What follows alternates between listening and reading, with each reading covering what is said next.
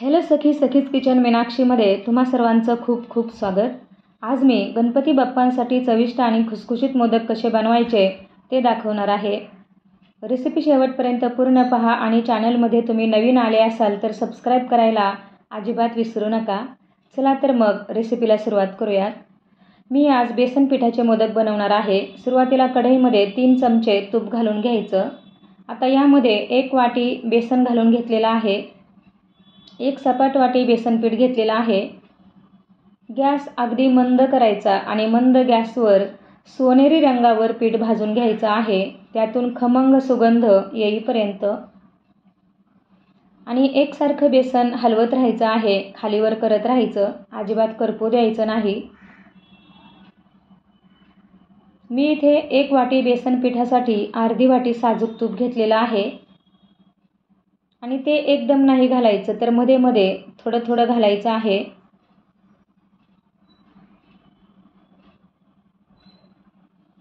बेसनाचा रंग बदलायला लागला की त्यामध्ये परत 3 चमचे तूप घालून घ्यायचं।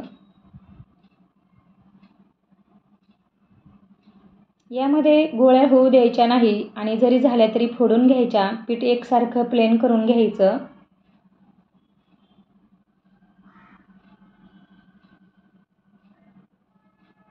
बेसन आता व्यवस्थित भाजत आलेलं आहे।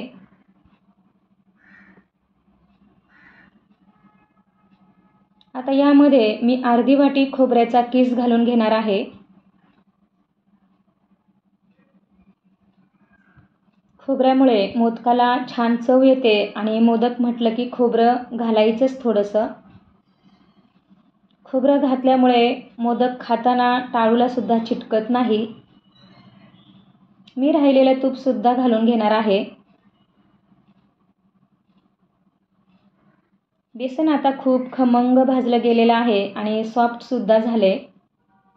यामध्ये मी थोडासा मावा घालणार आहे, पाव वाटी प्रमाणामध्ये, म्हणजे मोदकांना खूप छान चव येते।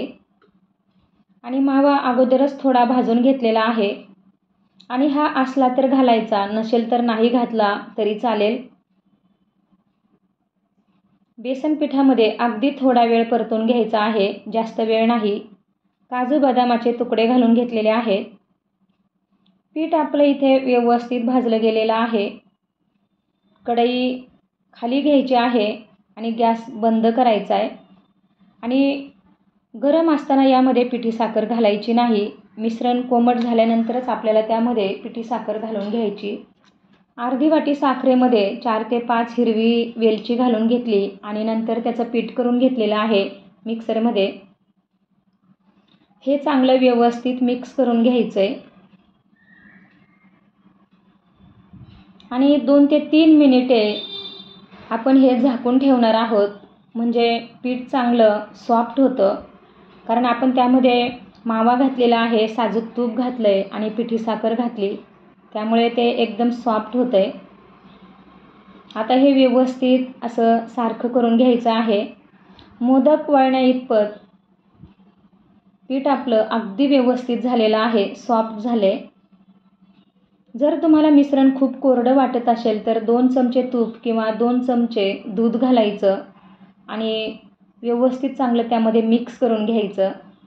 साच्याला आतून तुपाची बोटं लावून घ्यायची, म्हणजे मोदक अगदी व्यवस्थित निघतो। आणि बेसन पीठ किंवा हे मिश्रण चांगलं दाबून त्यामध्ये भरायचं आहे, अगदी शेवटच्या टोकापर्यंत गेलं पाहिजे।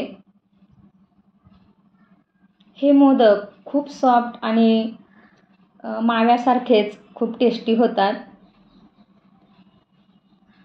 आपण इथे 1 वाटी बेसन पिठासाठी अर्धी वाटी तूप घेतलेला आहे, अर्धी वाटी साखर, अर्धी वाटी खोबऱ्याचा किस, पाव वाटी मावा घेतलेला आहे।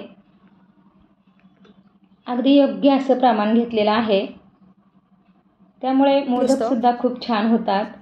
याआधी मी मोदकाचे 3 प्रकार टाकलेले आहेत, त्यामध्ये नाचणीचे मोदक, ओल्या नारळाचे मोदक आणि खोबरं आणि रव्याचे मोदक सुद्धा टाकलेले आहेत।